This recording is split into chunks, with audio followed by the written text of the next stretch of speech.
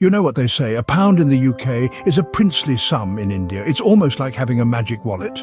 Each pound transforms into over 100 rupees, making you feel like you've just hit the jackpot. Imagine this. You're in the heart of Delhi, your stomach's growling, and all you've got is one little pound. Fear not! That pound can buy you a delicious, piping hot meal that would leave you patting your belly in satisfaction.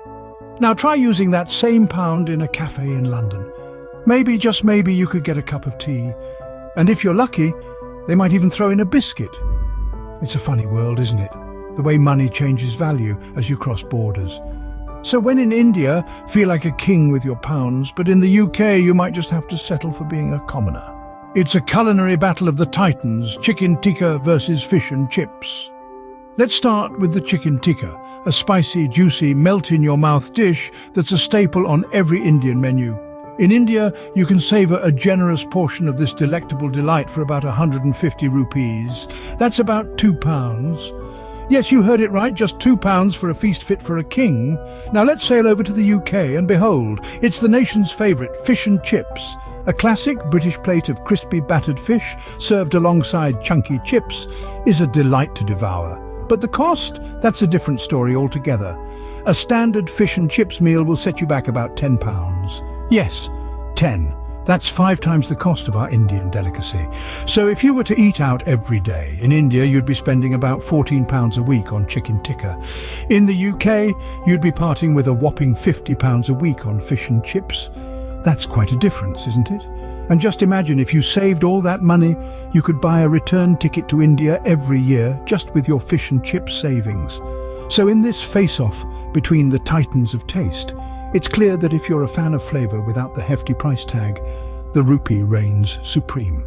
So, if you're a foodie on a budget, India might just be your culinary paradise. Grab your popcorn, it's time for the great cinema clash, Bollywood versus Hollywood. Now let's talk movie tickets. In India, the price of a ticket to the latest blockbuster might leave you pleasantly surprised. You see, with a handful of rupees, not only can you catch the latest Shah Rukh Khan flick, but you can also savour a box of popcorn, enjoy a fizzy drink, and believe it or not, you'll still have change left for an auto rickshaw ride home. Now let's cross the 7 seas to the UK. Here, a ticket to the latest Hollywood masterpiece might leave you feeling like you've just sponsored the film's production. You see, the cost of a ticket here is enough to make you seriously consider if you're a silent investor in the next James Bond movie. And let's not even get started on the popcorn and soda.